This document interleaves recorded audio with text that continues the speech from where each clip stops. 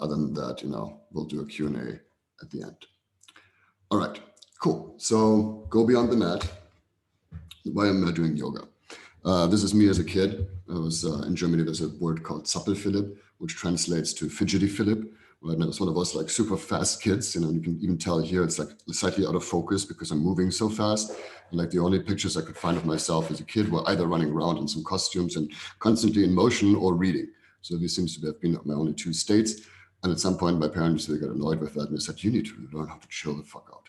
And fortunately, that was in the time before there was Ritalin and Adderall, and the pharmaceutical industry decided they could have lifetime customers by making little kids into speed junkies.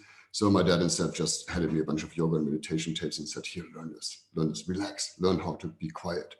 So this is where this whole thing started. And I've been studying it for 35 years. I'm still considering myself a student. I can't do any of those super crazy poses of super pretzeling. I'm still not doing that because that's not what it's about for me. It's really about something completely different. And as we're talking about yoga here, just to be clear, there's a beautiful concept in Eastern thought called Anekantvat. It means multiple perspectives, right? So that there's always multiple perspectives on everything. And there's this beautiful story of a blind man and the elephant, a bunch of blind men walking down the street, and the first one hits something, and he's like, ooh, puts his hands up, and he said, I hit a wall. Wait, there's a wall. Right? And the second one's a little bit closer to the ground. He's like, dude, no, it's not a wall, it's a tree. Right? And the third one thinks it's a snake, and the fourth one thinks it's a palm leaf, and the fourth one thinks it's whatever, and they get into a whole big fist fight about who's right. And the problem with being right is it's the opposite of learning. Right? And so this is my perspective. I might be completely off. You might have much better insights. Awesome. Bear with me, humor me. At least hopefully you'll be entertained. So also the other concept is, in every religion, no matter which tradition you look at, there's sort of the exoteric and the esoteric component. Right? The exoteric is what people tell you should believe. Right? It's like go pray to this God and you'll be saved one day when you die. Right? And over here is the esoterics, which is actually the doing it, the experiencing it. Right? It's, instead of like praying to Jesus, you try and be like Jesus. Right? And so esoteric has a bit of a bad name because it's this woo-woo, hey, it's esoteric. Right? But that's actually the meat of most of these traditions. This is actually where it comes into the practice of actually doing it, living it. Right? And so there's tons of different kinds of yoga, hot yoga, cold yoga, naked yoga, dance yoga, whatever, hip hop yoga, right? And tons and tons of different versions. The good news is there's only one right yoga.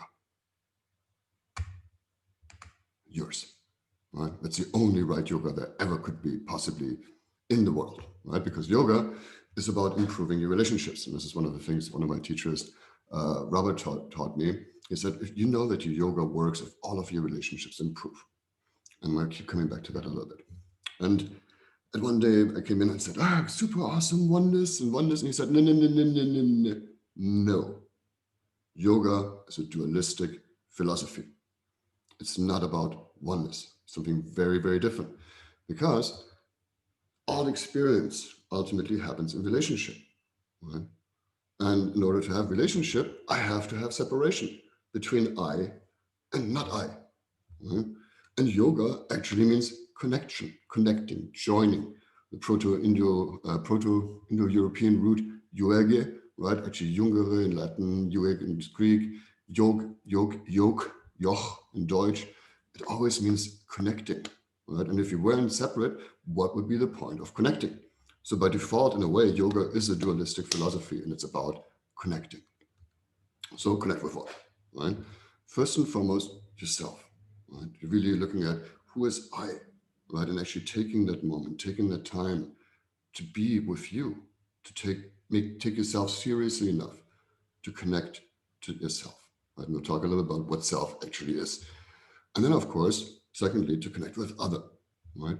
And there's this beautiful thing of reality, right? I think it actually comes from Latin, res alles, which means other things, right? And so the first connection is with yourself.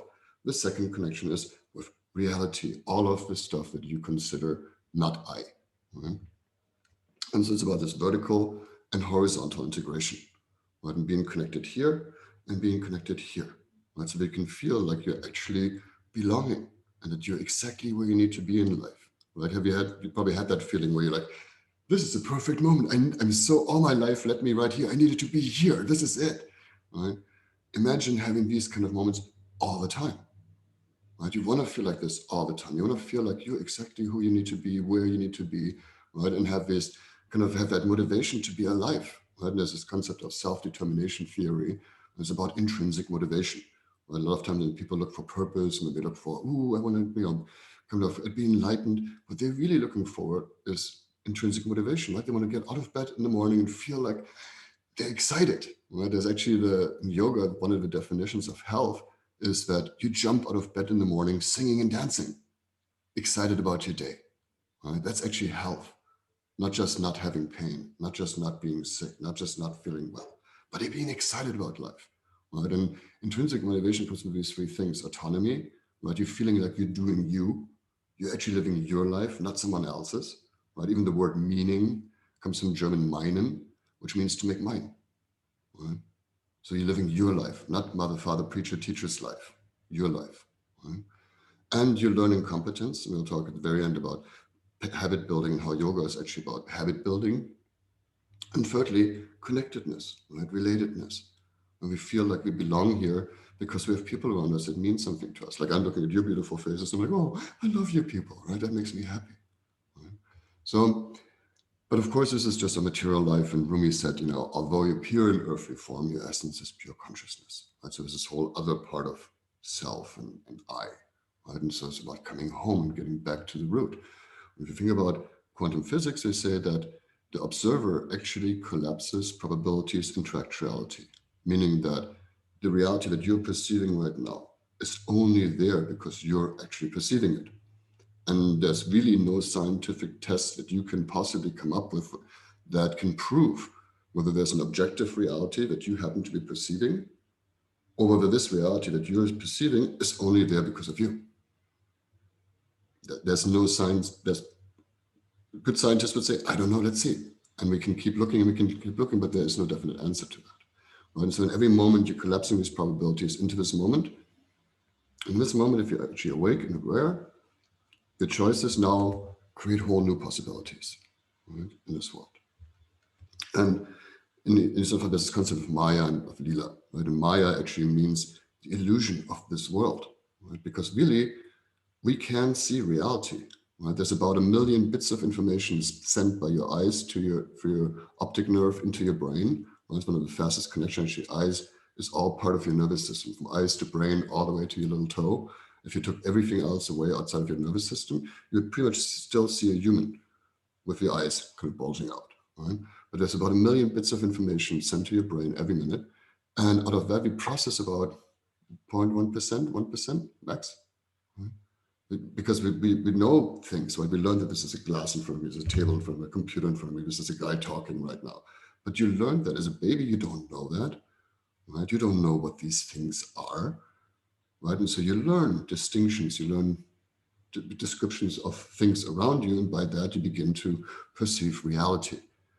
But it's always through your perceptions, always through your filter of discernment of the words you have, right? Like, for example, if you don't know wine, right? You drink wine, it's wine, right? If you're an expert in wine, there'll be a huge difference in terms of what you can perceive in a glass of wine, right? The fruity note, the bottom, the this or that, right? And you'll have completely different words. And for someone else, it's just wine, right?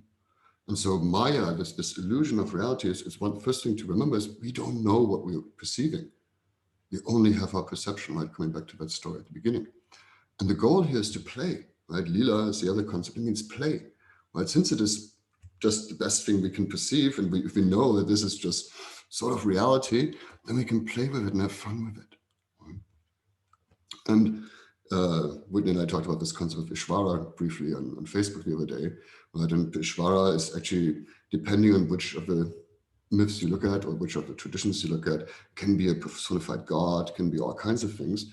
But what I like in my understanding of how Patanjali, wrote the Yoga Sutras, kind of looks at it as it's your mirror, right? All of this reality, right? This otherness.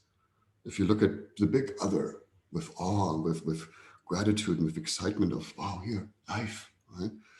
Then Ishvara, this mirror, right, of reality becomes your catalyst and guide, right, for the path of spiritual emancipation.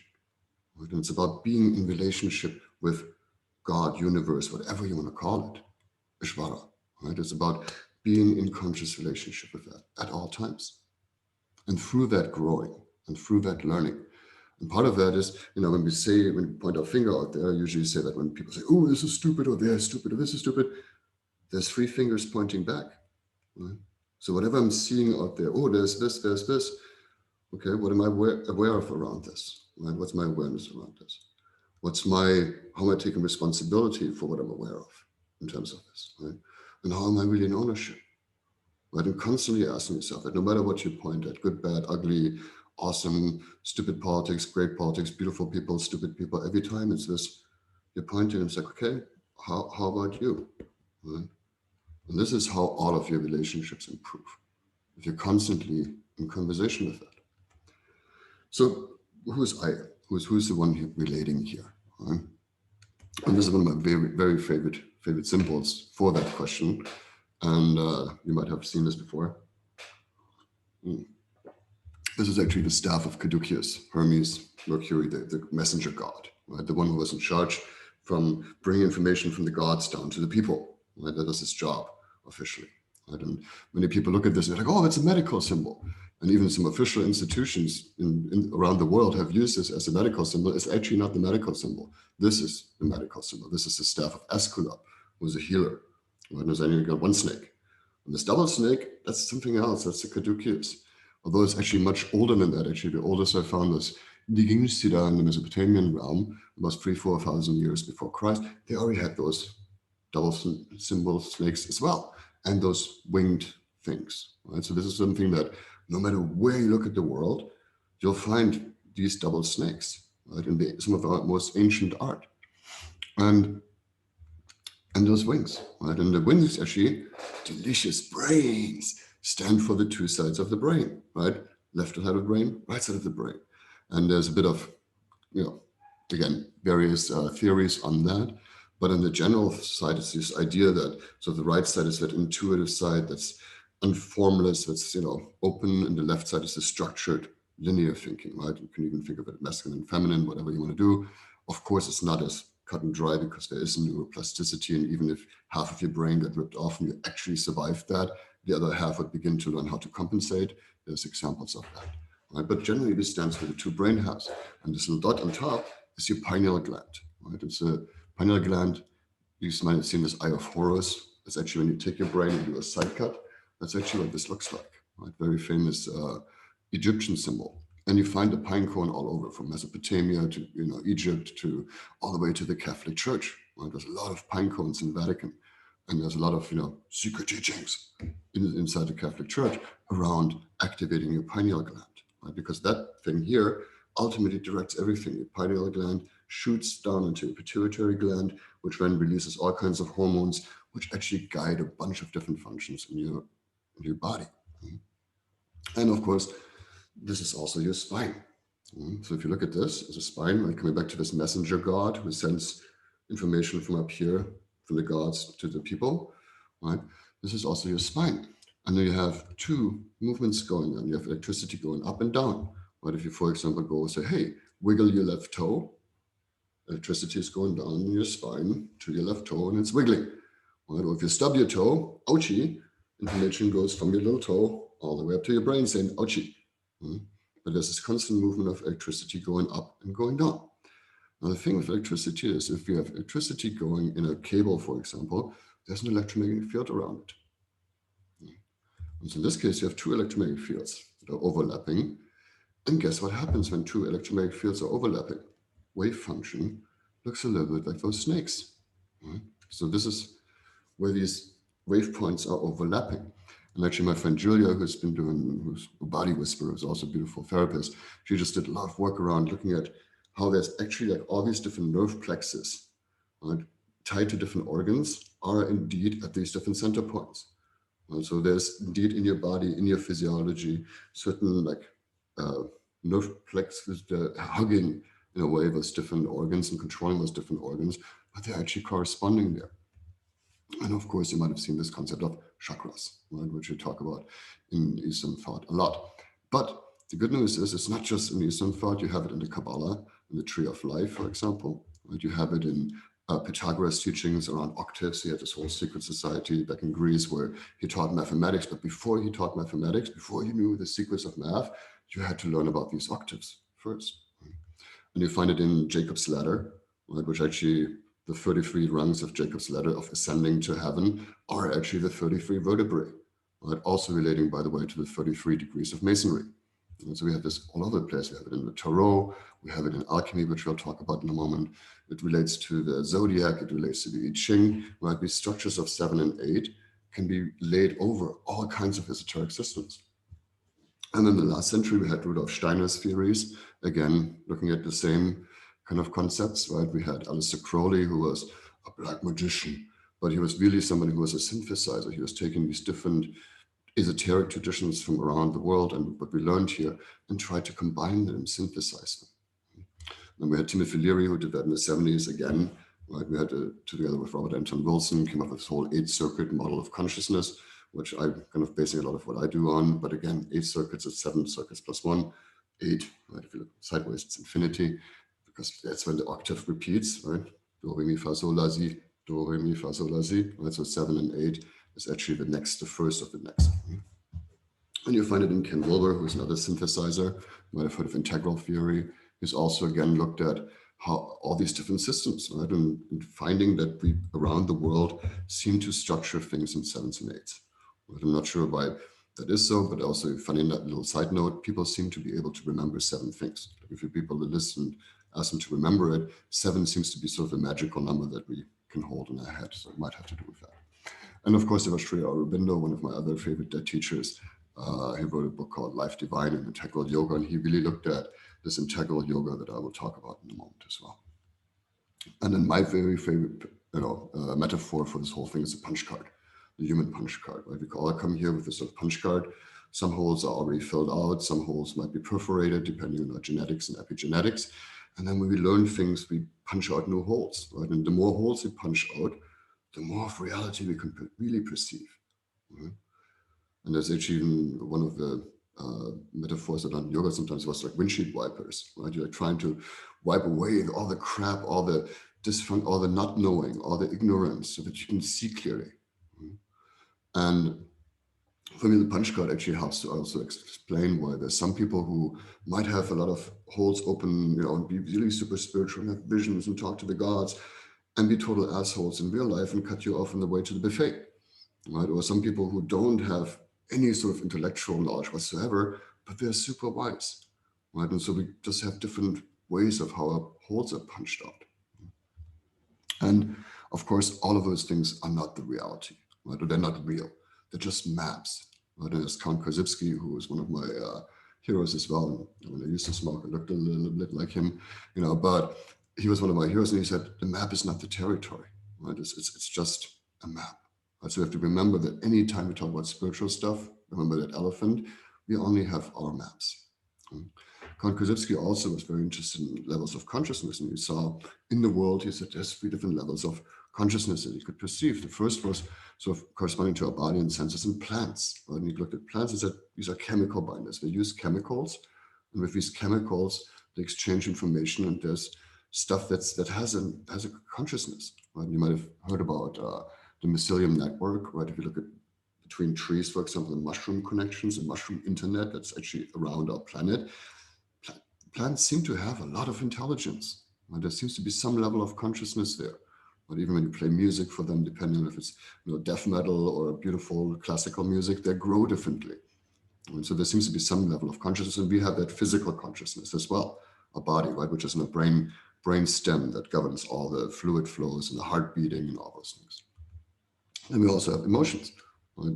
We can feel things. Right? We like things, we don't like things. We have sort of notions, intuitions around things, right? Vibes that we pick up from people. So we have that kind of thing which we have in common with animals, especially higher level animals who also have a limbic system, which is sort of the second part of our brain that evolved. Right? And the limbic system is the part that like, not like, right? That moves towards something, moves away from something. Right? And has that emotional territorial circuit, as Leary called it. And then, of course, we have our mind. Right? We can think. And that's what makes us human. Right? The famous Descartes quote of, I think, therefore I am. Right? And here, since that day, or since those times, we still seem to think that that's sort of our highest human potential. We're rational beings, right? And these many white men who have these ideas of, oh, I think I'm a rational being, and emotions and body, that's for women and children and for stupid people, right? But I'm rational.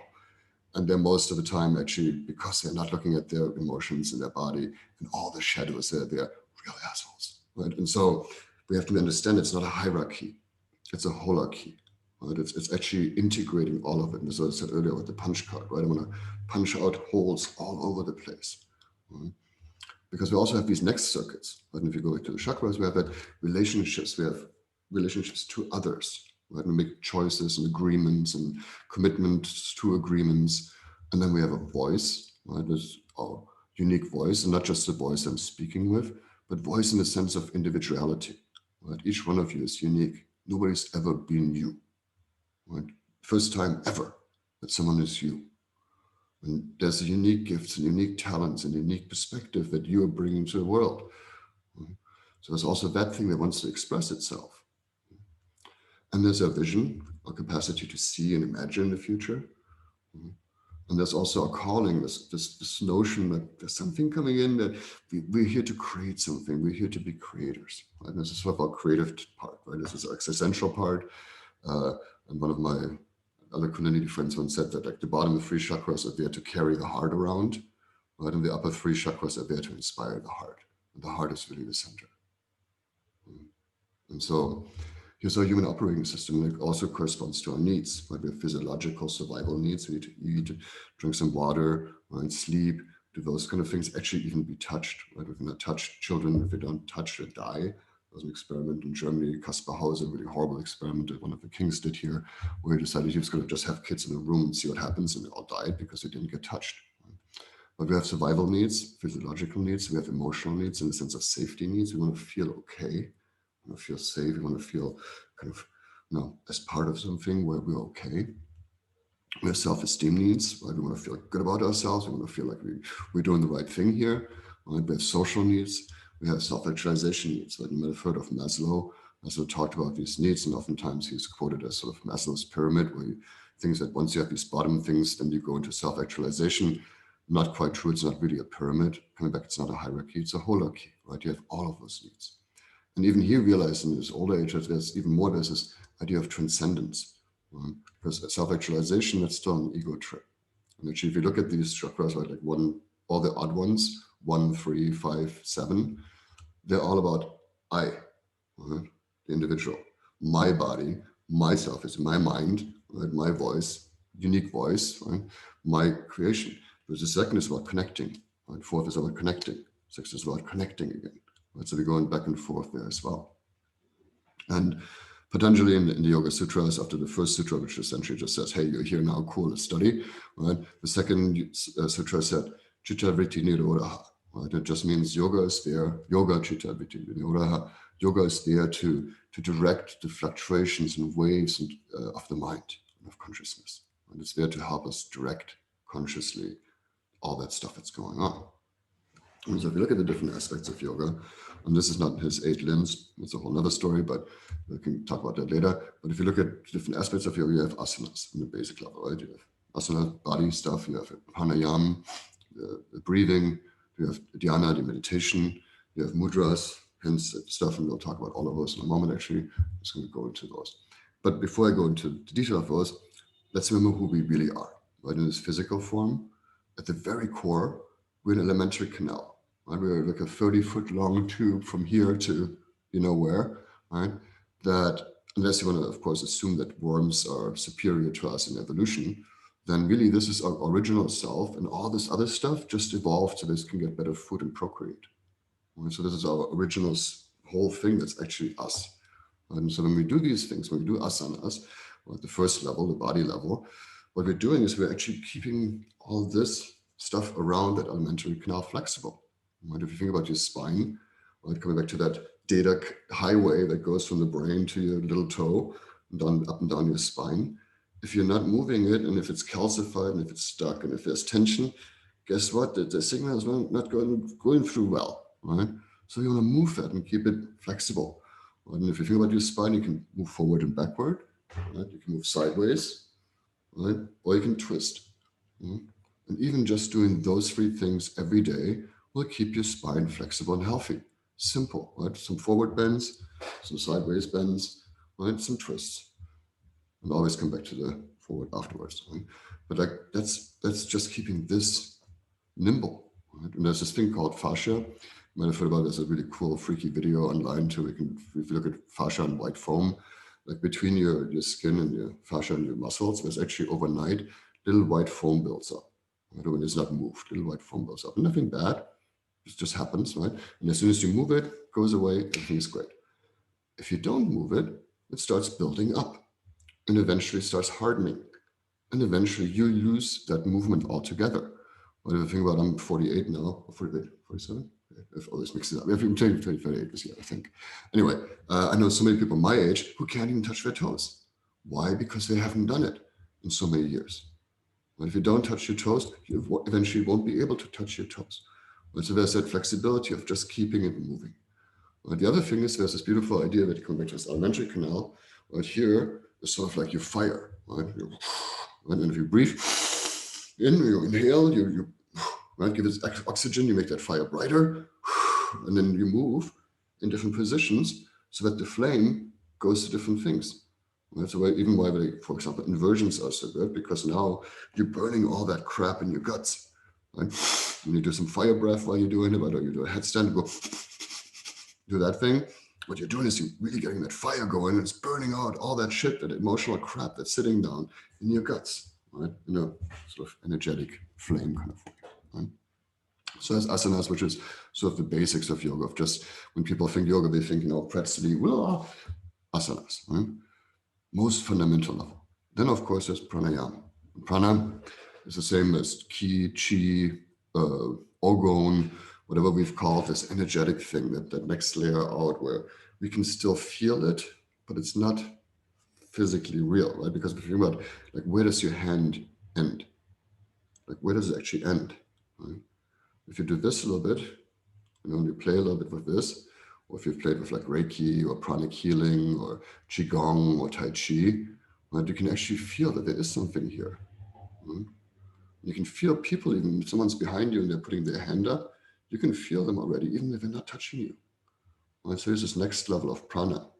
Right? And pranayama is about the breath and working with the breath. And it's actually, the breath is the most effective way to control your limbic system. And coming back to this, the second part of your brain, right, your brainstem, the second part, the limbic system, there's this part called the amygdala. And if the amygdala is constantly looking for danger, for potential threat, and if it kicks in, you're freaking out and you're putting 1,400 chemicals into your system, your sympathetic nervous system kicks in. And as soon as you go deep breath, it activates your parasympathetic nervous system. 1,200 different chemicals get released into your system. And so the breath is really all about controlling that emotional layer for you. And then, of course, you have meditation. We have about, it depends on the research that you look at, because it's kind of hard to measure. The average human has between 12 and 60,000 thoughts a day. Right? And the majority of them are repetitions and self-defeating. Right? Like, how many times do we think every day, like, oh, I could have done this better, or I'm such an idiot, or I'm not doing this well, right? It's noise. It's just noise. And so the point of meditation is to stop the noise, simply not think. You actually don't have to think. Thinking is very helpful when you're trying to solve a logic puzzle or do a math work or figure something out, but you don't actually have to think at all. You can simply be present. It's totally fine. I had a shaman who taught me this beautiful tool of saying out loud in your head, I'm the one inhaling, I'm the one exhaling as you're doing it. Right? And the thing about your mind is it's a linear process. It can't think anything else at the same time. So if you're thinking, I'm the one inhaling, I'm the one exhaling, that's all you're going to be thinking. So if you ever get into too much thought and you kind of go driving yourself nuts, just go sit down and go, I'm the one inhaling, I'm the one exhaling. Right? And I went to her and I said, oh, this is so great. My meditation's gotten so much better. And she said, no, do it all the time. I said, what do you mean? Just do it all the time. I was working on this big project at the moment. So I'm sitting in this room with CEOs and CFOs and VPs and blah, blah, blah. And I'm sitting there going, I'm the one inhaling, I'm the one exhaling.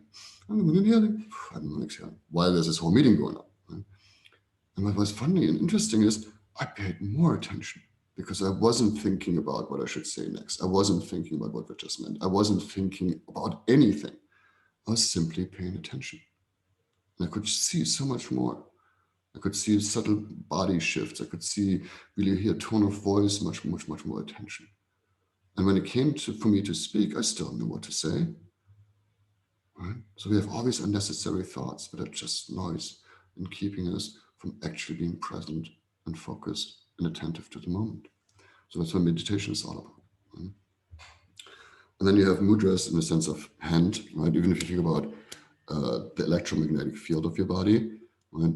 Using different fingers and connecting different fingers actually closes different circuitry. Like this is a physiological different electromagnetic circuit than this, or this, or this, right? Or this. All these different hand positions actually create different circuitry. And if you pay attention to it, you can feel it. Like if you put your finger here for a moment and feel what that feels like, and if you do this, you can tell it's not just a sensory experience, there's also a different flow, there's a different circuit that's going on there, right? So you have mudras, and you have mantras, right, which is, of course, using your voice, but even silent mantras, you can do it silently. One of the other things that does, also coming back for helping with the thinking, is when you're doing a mantra, you can't think anything else, right? Just like I'm the one inhaling, I'm the one exhaling. If you think Om Mani Padme Om, Om Mani Padme Om, Om Mani Padme Om, you can't think anything else at the same time. Plus, interesting enough, if you use your voice, right, there's this vibrational aspect. Right? If I go Om, I feel how my whole cave, Om, I feel how all this vibrates. Right? Life is vibration, there's sound in everything. Right? And so if I'm sounding specific sounds, I'm also calling in different vibrational states in my body. If you think about the different chakras, there's actually different hertz or different tones that are associated with it. And one of our friends, actually, she works with music where she uses different tones purposely to activate different chakras. And if you go online, you can find shit tons of that on YouTube as well. Right? So there's that focus. And there's bandhas in the sense of locks, right, in different kind of ways. And the three key ones are here in your center and in your pelvic muscles.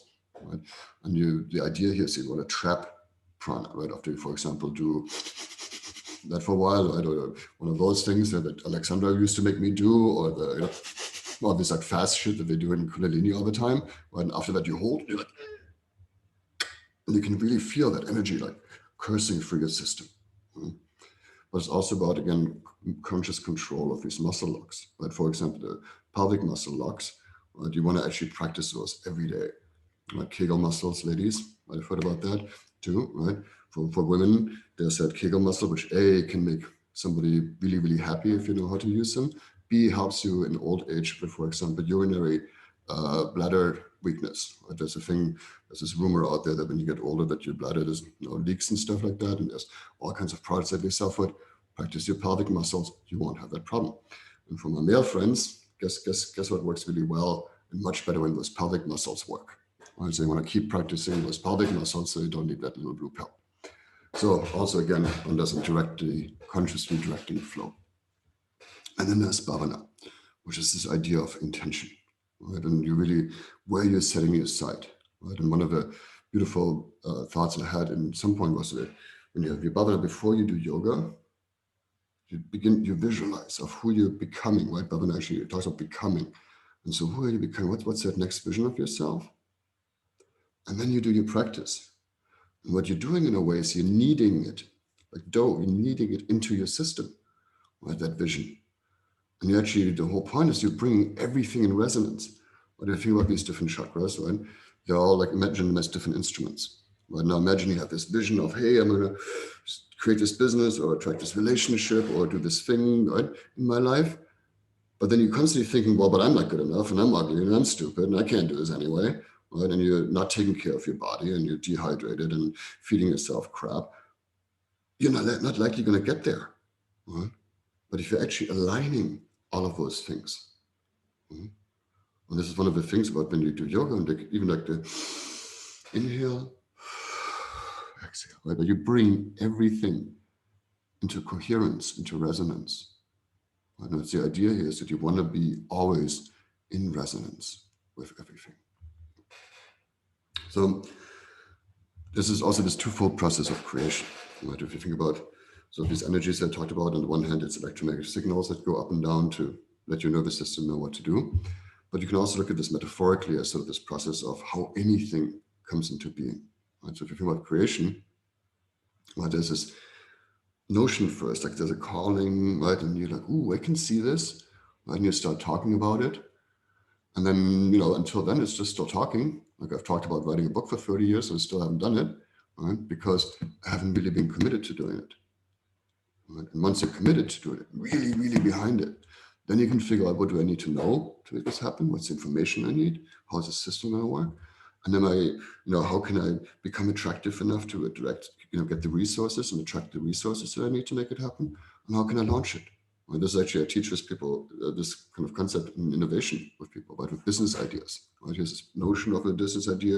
Here's a signal, a customer with a problem. You start thinking about what might be possible solutions for them, and you do some feasibility and testing to see if it's even working. And then when you're like, okay, this is working, then you build the business out and you launch it. But the problem of creation is there's like a pachinko balls, right? You guys might have heard about pachinko. It's like a Japanese game where there's little balls that come down, and ideally the ball would fall just straight down. But then we have all of our different bullshit, all of our traumas, all of our hinks, all of our nerds, all of our crap, right? And so this creation that's trying to come through us gets stuck, and it never makes it all the way to the bottom, right? Because we might not think we're worthy, or we might have trauma in some areas where the ball doesn't make it all the way, right? And we're meant to be creating all the time, but stuff gets stuck. And so this is where we have to go figure out how to create with that, right?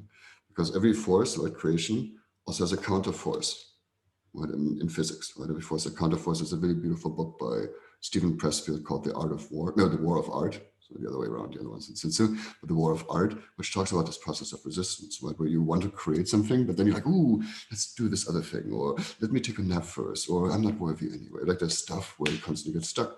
So this is where you have to become a good alchemist and really figure out how to overcome this. Right? And if you look at alchemy, people think it's about turning lead into gold, but it's really about turning the material experience into beauty, into wisdom. And you can know, because the very first rule of alchemy is that the alchemist needs to do with himself whatever he does with the matter. Right? So the first, operation in alchemy is to burn things. Right? So what does that mean for you? It means burning your desires. It means consciously holding back, right? And dissolving things. Right? It means actually dissolving your ego and letting it go and losing things and separating things, right? Making sure you know what's what, discernment, bringing things back together, fermenting things, distilling things, and coagulating things. Right? So I'm going a little fast because I'm noticing time and I'm talking much more than I thought I would. But this is what happens, right? But if you look at yoga, you actually have these same kind of things too, right? You have hatha yoga, which is kind of the basic yoga. It's really about purifying your vessel, right? Then you have bhakti yoga, the yoga of devotion. And I'll go into those in detail in a moment. You have jnana yoga, the yoga of wisdom. You have karma yoga, the yoga of action. Right? You have Raja Yoga, and these upper three are totally debatable. This is how they kind of work for me, so please don't take this, for too much value. But Raja, right, the King's Yoga, right, is similar to how alchemy used to be called the royal art. Here's your personal expression. Tantra in the sense of integrating dualism, right, and all the way Kundalini in the sense of really activating that pineal gland so we can get that DMT kick, which I'll talk about in a moment. But so if you go through this, if you think about hatha yoga, right, we think of hatha yoga as this like ascetic thing. Right? In this cases in Greek, actually originally just means exercise. It doesn't mean hardship. It just means burning desires. It means I can, even if I want to do something, I'm learning to hold back. Right? I'm actually just learning to control the little animal. Right? Instant gratification, getting over instant gratification. So these practices there, on the one hand, are to clean your vessel. Right? And it can be anything from drinking water to using a tongue scraper, for example, right, the ulio, and it gets all the bacteria that sits in the back of your throat, coming back to that alimentary canal, right, all the crap that sits here, pulling that out every day, right, or neti potting, right, so you can clean that out. Those are all parts of hatha yoga, right, really practicing the purifying of the vessel, right, and again, even diets and those kind of things, like making sure that you actually just practice that this is as clean as you can get it. And you have the yoga of devotion, right? Bhakti yoga, right? And it's really about the erotic dissolution. Right? And it's erotic dissolution in the sense that if you think about romance and the German romantics, they actually kind of screwed things up for all of us a little bit because they combined three things that until then had nothing to do with each other. They combined marriage, which until then was purely for the rich because it was about land acquisition. Right? It was about, okay, cool, you marry my daughter, and now we have a bigger kingdom. Right? Then they combined sex, which people had all over the place, whether they're married or not. But most people actually just lived in common law. They didn't get married. And they combined devotion. This idea of, the guy saying that, going, your hair is so fair, oh princess up there. Right? That like thing that you see in the olden days with Rapunzel and all that. Right? That's devotion. But it was actually not about getting up there into her bedroom. It was actually purely about praising her virtues in order to activate the virtues within yourself. Right? Carl Jung talks about projection. When we fall in love with someone, we don't fall in love with ourselves, with that person. We fall in love with our projection onto that person. But then from that first moment of love at first sight, it just gets shittier and shittier because we realize who they really are. Right? And then you can at some point have a real relationship with someone. Right? But you first have to go through that romantic disillusionment. Right? And this idea of devotion here, and the picture I chose is from the Hare Krishna, also very famous for that, right? The idea is like this Krishna, Krishna, Krishna, constantly devoting yourself to a deity. It's not about that deity, it's about invoking that inside of yourself. Then, of course, there's discernment, viveka in yoga. It's this idea of really separating what's what, right? And knowing that my reality is only what I'm perceiving. And the more distinctions I have and the more clear I am on understanding that these are my distinctions with my associations around that are not, generally valuable unless they're mine. That's that part, right? Of really looking at how do I look at reality. Then, of course, the idea of action, right? Karma yoga. Right? And karma is a bitch, right? Karma, the idea of law and result, law and effect. Cause and effect is simply about what are you doing in the world? Right? If I'm doing good things, if I'm adding value to people's lives, I'm feeling connected. Very simple. If you're connected to someone, just add value, bring them a glass of water, something simple. It doesn't have to be much. Right?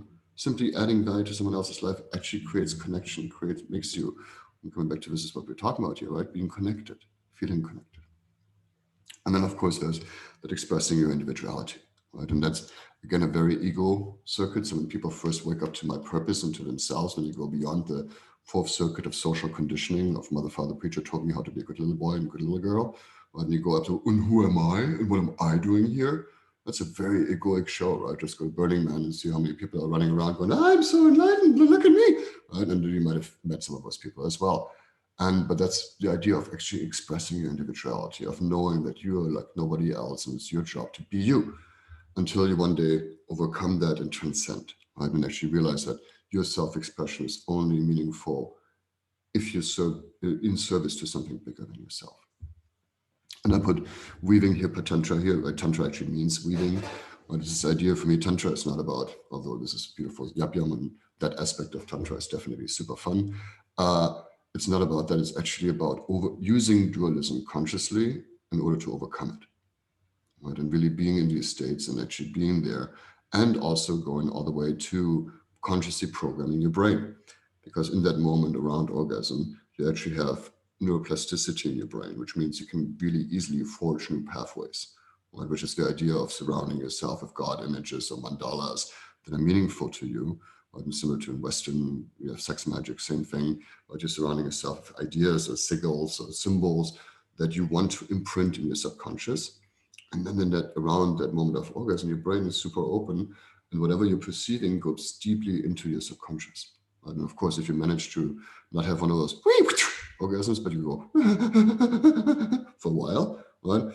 More neuroplasticity, more deprogramming for your subconscious. And by the way, that's not just available to women, men can have that too. Right? So they tend to have that thing, but they can expand that too and actually really imprint the neurology more deeply. And then I mentioned that, DMT release in the pineal gland, that when you think about the Kundalini experience, right, this whole idea of Kundalini rising is ultimately of getting to the point where up here you get that DMT shot. Right? And DMT is naturally produced in your brain, usually comes out at birth and death, right? Or when there's very extreme situations. You can smoke it too. You can drink ayahuasca with the shamans. Also a method to do this. Similar kind of effect, right? You go into this other dimensional space, And large amounts of ketamine will do that as well, near-death experiences. And that's when you realize that you are indeed pure consciousness, that you're beyond this physical interface into this reality. There's this other aspect of yourself that you can also connect to. And then you can actually create reality, you can create magic. I did a whole series of experiments once where I induced about 30 near-death experiences with large amounts of ketamine. But I did experiments around it where I actually purposely tried to create synchronicities. And when you're in this space where what used to be wiggling your little toe suddenly like shifts some dimensional walls around you, and you come back from that, and stuff actually changed in reality, it's very freaky. So that's just also why a lot of this stuff has been taught in secret societies, and actually Kundalini wasn't even taught to normal people. And the reason Hari Bhajan, decided to teach it to people in the West, in California in the 70s, was because he was looking around and he was seeing all these kids on drugs already. And he's like, well, they're already high. I can't just give them the little basic yoga. It's not going to turn them on. I'm going to have to give them that shit that gets them as high as LSD. Right? And so this is where Kundalini kind of originated in the West, right? Because he realized I need to turn that stuff on and give them a really, really freaky experience. But again, also about neuroplasticity, about creating reality, right? If you change this, if you change how you look at the world, if you change your probability quantum engineer, that reality is also going to change. So these are the higher levels of magic. And remember, this is all of fractal evolution, right? Every one of us was one cell once, then two, then four, then eight, then we planted like in our mom's belly, and then we crawled out and learned how to move around like an amphibian, right? And then we learned how to walk and talk, and we learned how to be a good little boy, a good little girl, and then we're like, oh, who am I in this whole thing, right? And we're going through the same process, and all of nature is again and again going through this process. And each one of us is sort of like the tip on the finger of a 3.5 billion year process. We are all alive, right? I seem to be alive. I seem to be life. I seem to be life. And so are you, right? And so you're here to create. And I'm going to leave you with this last little thing of what I really love, this metaphor that I learned from yoga as well, about yoga as a bird, right? But the idea is that your bhavana, your vision, right, is always on the horizon. You're always looking at what's next, what can I see? Well, how far can I see?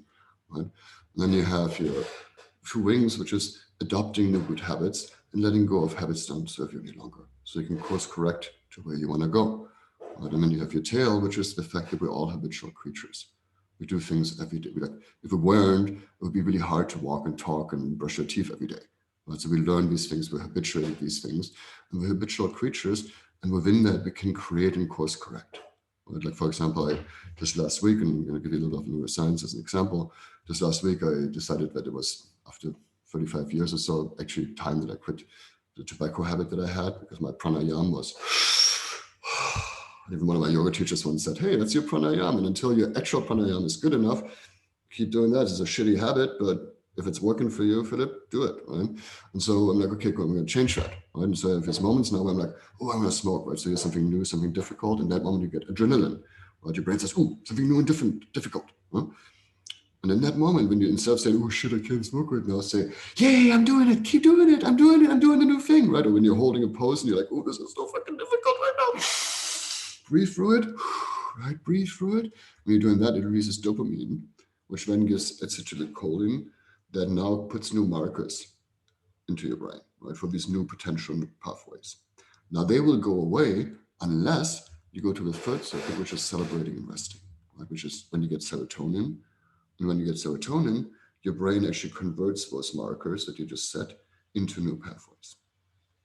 So this is how you change habits, right? And so it's, when you want to do something and learn that, while you're doing it, while it's difficult, tell yourself, I'm doing it, great job, you're doing it, right? In that moment, it creates that. Then make sure you rest. Even when you do after yoga, you lay down and you do that whole dead man thing. Part of what you're doing is letting all that work that you just did come in and the serotonin release, so that all of that stuff that you just did, ideally think about your bhavana and kneading your bhavana into your system, right? You're now building those pathways and integrating them. So keep connecting. And this is my information in case you don't have it. I think some of you do. But that's all I have for you. I'm sorry I did go a little bit longer. I meant to be about 10, 15 minutes shorter than this, but apparently I did pack a shit ton of information into this because I've been wanting to write this article on yoga for a long time. And then Whitney said, hey, why don't you give a talk? And I'm like, okay. And so this is what happens when you condense Philip's brain into 45 minutes. So Hope you had some enjoyment of this. I'm totally open for questions. I have about 10, 15 minutes if you want to talk about some of these things that I just threw at you. And curious what you thought too.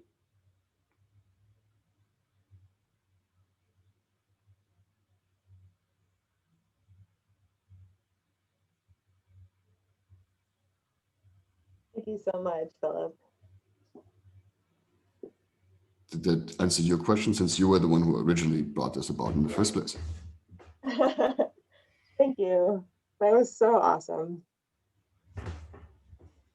Um, I loved, I mean, it's just a lot of information, but we should do this like every month. Well, and I did record this, so you can, I'll send you all the recording as well. So you can, Awesome. go back to, oh, what was I saying again? It was like so fast and so much shit, and but yeah, we can be, Awesome. obviously, as I said, you can talk about any one of those aspects themselves for years and months if you wanted to. So. Yeah. Exactly, as usual, as I know you, I get so thanks very much for that talk. And as usual, there are so many informations you have and you have to give to others. That always there are some parts which I already know, but anyway, they come back and then I get deeper into some parts again. And now I have one, two things I will, because we will meet tomorrow. I will have one or two things where to dig deeper than for maybe more than just 5 minutes. Yeah, Okay. always good to hear and always good to talk to you. Awesome. Well, thank you, Richard, for being here. Really super excited. And we can't wait to hear what struck you by tomorrow, maybe what sinks in your dreams too. Hey, I always appreciate, how you're able to illuminate the connection between so many different things, and especially like going through all the yogas and what you said about recreating habits, and it's just like I'm still processing a lot of it, but it's really helpful to kind of get a more uh, holistic view of yoga, and having practiced many yogas over the past 20 years and kind of having experience of what all those different yogas do. um, I just really appreciated the historical aspects and how it's impacted your life, and your filter is always extremely interesting for any topic. So um, so yeah, I'm really glad that I came today. It was really both interesting, and I feel very uplifted from it too. well, thank you. I'm glad I could give a bit back to you then, because I did used to study with Alexander, one-on-one for many years, which, by the way, traditionally, from what I'm understanding, yoga is actually taught one-on-one as therapy and not in group classes. Group classes are there to kind of teach your children and teach you some poses. But even if you think about some of the asanas make you feel hot or cold, or to raise energy or make you go lower, like for example, if you do warrior pose or fire breath, raises your energy, right? If you do child pose, right? So if you do a class, you're going to have to mix match sort of what, so it's okay for everybody, kind of, right? Versus if you work with one-on-one, you can, with me, for example, I was a bit of a phlegmatic, quiet type. My teacher was like, dude, you need to do warrior pose. I'd bring that up. But if someone's already a choleric, you didn't do warrior pose, not a good idea. Right? You want them to do child pose and show the fuck up. Right? And so it was very helpful to study with you. So thank you, Alexander, for the, things. And I think, Lisa, you wanted to say something and then jump in. Yeah, thank you. That was it's like yeah, so much information. Thank you very much. I'm just curious if you can talk a little bit about, you talk about the chakras, and you talked about like the lower chakra being sense, and then the second one being feel and think. Can you talk a little bit about the difference between sensing and feeling? Well, I mean, sensing is actually literally like five senses, right? See, hear, touch, smell, taste, right? In the sense of my body is a part that has an intelligence of its own, right? And in a way, it's like that. If you think about, like, for example, if I think about physical intelligence, if you think about an athlete or yogi, I don't know, maybe kung fu master or something, right? That physical intelligence, that even the stability and balance, right? There's a physical part, right? And feeling is for me more the it's not physical in that sense. As I said, it's kind of like this part here, right? It's like that next level out. And like, for example, when you meet people, you typically get a vibe of them, right? You're gonna get a, do I like them? Do I not like them? Right? If you think about, Leary called it the emotional territorial circuit, right? If you think about the first one is simply the body, right? The second is movement, right? I'm moving towards what I like and I'm moving away from what I don't like. Like the dog right now, beautiful example, right? It's coming to Laurie saying, I like you. You come over here, I come over here, I get touched. It feels good, right? If it came over there and she, slapped him, probably would stop coming there, right? So that dog knows how to feel too. There's a consciousness there of like, oh, I like Laurie, or like, get away, go towards it, go away from it, right? So it's just sort of like, feel good with this, I feel safe, right? And in the bad version, I guess it would be codependence, right? Because this is the idea of like plug and play, right? Like with this, I'm going to be part of something bigger and I feel okay. I feel safe, right?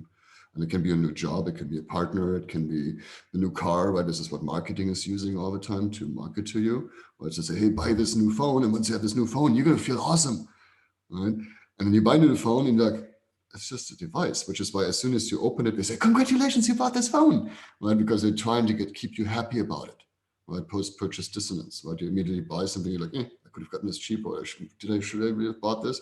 That's why it says, welcome, good job, you bought this phone. Right? And so they keep you happy, and it's just that's that feeling level, right? And it's separate from the kind of physical, touching, sensing level. Does that make sense, Lisa? Yeah, thank you. Yeah, that's great. That's great. I have a couple more questions. One is you talk about the Kundalini yoga. If you were going to study a little bit about that, do you have recommendations on who you would look at to gain more knowledge about that? Well, actually, in my view, the person right above you, Alexandra, if she's still doing that, I'm not sure. She actually at some point looked at Kundalini. And there's Kundalini in the traditional sense, which is a bit sectish, right? Because Hari Bhajan came over and there's this whole, like, you have to dress in white and you have to do this thing. And there's various teachers out there that are a little bit more open, or a little bit more, dogmatic. I don't know, Alexandra, for example, back in the day, she said, I love these techniques, but it's so dogmatic, it doesn't make sense to me. And she actually created Yoga for Artists, which was taking some of those techniques from Kundalini and applying them specifically for creative people. So I don't know, again, if you're still doing that, awesome. You can look her up. If you look in the participants, you can see her name there and she can probably send you her info. If you're not doing it anymore, I would say, you can go to any Kundalini class and try it out, right? Because as I said, the only right yoga is yours. And so go to a Kundalini class, whatever is offered in your vicinity, try it out, take from it what works for you, and play with it. Don't let yourself get sucked into, you have to be that way, you should do this, and you must do this if you want to do it right. I would be always very careful of those kind of masters. I think they're there to teach you and to hold you and to suggest things to you. As soon as it gets dogmatic, or as soon as it gets sort of culty, I would say, go say thank you very much, it was awesome, and go on. There's if you want to go to the traditional one, there's a book called The Serpent Power, which is one of the what's the name, Avalon. I think the author escapes me right now, but it's called Serpent Power. I think it's Avalon. It was one of the first books on Kundalini experience. It was from the British, Empire days, of the first guy who kind of met one of those Kundalini freaks and was like, "Hey, what are you doing over there? Tell me about this crazy serpent power." And so he wrote this book, and it's one of the most classic ones that's out there, actually. Can you put that in the chat? Yeah. Actually, I'm gonna see if I can find it real quick. Am I still sharing? I can stop sharing. It's actually so annoying. Sorry about that. Totally forgot about the fact that you keep looking at my empty my slide. I'm like, yeah, this is boring.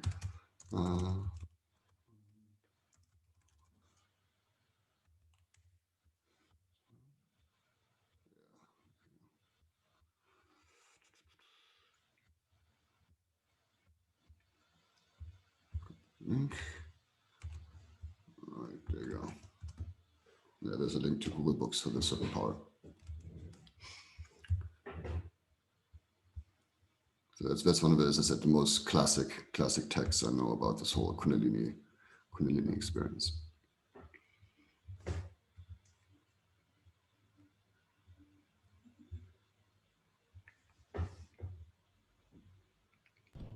I'll also just put my number in the chat if you wanted. I'd be happy to share any resources I have with you, Lisa, as well. Thank you so much. I did it privately. Oh, okay, good. You said her because I'm like, oh, I don't see it. I'm sure. Good, I'm glad it worked. Okay, awesome. Cool. Awesome. Any more other pressing questions? I mean, obviously, also, I'm happy to continue. You can tell I've been like doing this too much talking thing for the last hour. And I do have a dinner to make now, but I'm happy to continue the conversation if you guys want. Feel free to shoot me questions in email as well. And as you can tell, I'm pretty passionate about this topic overall. So if you want to, continue this, happy to do so. And also, happy to learn from all of you continuously. So if you have suggestions or you're like, hey, dude, when you said this thing, this was so fucking wrong, read this. Happy to have those kind of suggestions as well, because I'm always learning. And as I said earlier, the opposite of, learning is being right. So I'd rather learn than be right. So any other super pressing questions you would like to have answered right now? No. Cool. Well, then thank you very much. I really appreciate that you hung out with me for the last hour. And super beautiful. Thank you again, Whitney, for creating the opportunity to do this in the first place and kicking my little butt into gear to put this together. And then in a couple of days, I'll go like, Whitney, can we postpone this for a week? Because I think I'm not ready. I don't have enough stuff. And I was like, okay, so much for enough kind of stuff, But anyway, pleasure to have had you here. Thank you so much. And I look forward to future opportunities. Thank you, Philip. It was great. Thank you so much. Thank you. Thank you. Love you.